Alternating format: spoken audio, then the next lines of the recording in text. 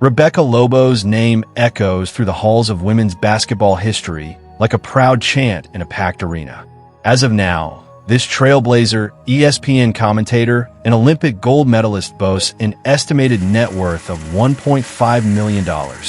Modest compared to modern-day sports stars, but immense in legacy. From dominating on the hardwood to becoming a powerful voice in broadcasting and women's advocacy, Lobo has built a life of excellence not just measured in trophies, but in purpose. Early life. Born on October 6, 1973, in Hartford, Connecticut, Rebecca Rose Lobo was destined to stand tall, literally and figuratively.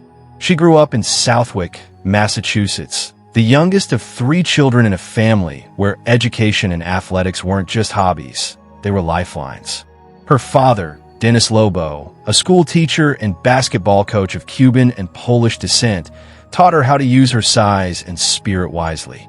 Her mother, Ruth Ann Lobo, a German-Irish school administrator and a fierce champion for women's rights, planted the seeds of resilience in her.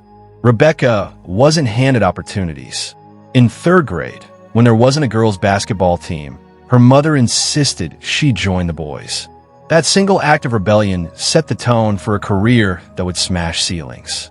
At Southwick Talent Regional High School, Lobo was a phenomenon. She dropped 32 points in her very first varsity game. By the end of her high school career, she held the state's scoring record, 2,740 points. More importantly, she held the attention of every major college recruiter in the country. Personal life. Behind every strong woman is a partner who cheers just as loudly. In 2003, Rebecca married Steve Rushin, a Sports Illustrated columnist known for his wit and storytelling. Together, they've built a beautiful life in Granby, Connecticut, raising 4 children, 3 daughters and a son, in a home that pulses with books, sports, and warmth. Faith plays a quiet but steady role in her life. Raised Roman Catholic, Rebecca's values of compassion, discipline, and justice run deep. They show up in her parenting, her philanthropy, and the way she lifts other women. Beyond sports, Rebecca is a co-author, public speaker, and a philanthropist. Her book, The Home Team, co-written with her mother Ruth Ann, chronicled their journey through basketball and breast cancer, creating a heartfelt tribute to strength, survival, and family. Professional career. In 1996, long before women's pro basketball had found a steady place in America's sports psyche, Rebecca Lobo stood at the heart of change. She was part of the USA national team that won gold at the Atlanta Olympics, a prelude to something bigger. When the WNBA launched in 1997, Lobo was selected to play for the New York Liberty, instantly becoming the face of the league. She wasn't just a player, she was a movement. Her first season was electric, leading her team to the finals and earning an All-WNBA second-team selection. But sports can be cruel. In 1999, Lobo tore her ACL in the very first game of the season, a career-altering injury. Many doubted she'd return, but she did, with grit, with grace. She went on to play for the Houston Comets and Connecticut Sun, before retiring in 2003. Even in retirement, Lobo's mission was unfinished. Rebecca's second act began behind the mic. In 2004, she joined ESPN as an analyst for women's college and professional basketball. Her voice, confident, insightful, intelligent, helped elevate women's games to new heights. She has covered NCAA tournaments, WNBA finals, and Olympic broadcasts, becoming the go-to voice for women's hoops. Through her lens, fans not only watch the game, they understand it. House tour and car collection. Lobo's lifestyle isn't flashy, it's fulfilling. Her family home in Granby, Connecticut reflects her personality, spacious, grounded, and welcoming. The interiors boast hardwood floors, built-in bookshelves, a home library, and memorabilia from both her playing days and her broadcasting career. Her backyard, a mini basketball court, because hoops never leave her heart. Her car collection is practical yet refined. Toyota Highlander, for school drop-offs and road trips. Lexus RX Hybrid, luxury meets eco-consciousness.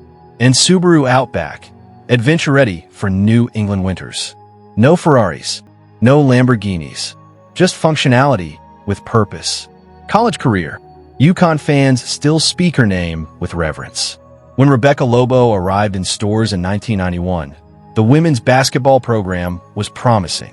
When she graduated in 1995, it was dominant. In her senior year, she led the Huskies to a 35-0 season, capped with an NCAA championship, placing UConn on the national map forever. That 1995 team, they didn't just win, they revolutionized. She swept nearly every major award. Naismith Player of the Year, Wade Trophy, AP Player of the Year, and NCAA Final Four MOP. She wasn't just playing for herself. She was playing for every little girl who dreamed of being on TV, signing sneakers, hoisting trophies. As of today, Rebecca Lobo is alive, vibrant, and still making a difference. There are no credible reports of her passing, and she remains active on ESPN, in philanthropic efforts, and in public speaking. Any rumors regarding her death are categorically false. Honors and recognition.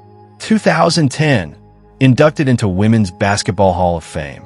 2017, Naismith Basketball Hall of Fame inductee. 2016, Connecticut Women's Hall of Fame. NCAA Silver Anniversary Award 2020. And Huskies of Honor, UConn. Each accolade isn't just for her stats, but for her impact. Rebecca Lobo is more than a retired basketball player.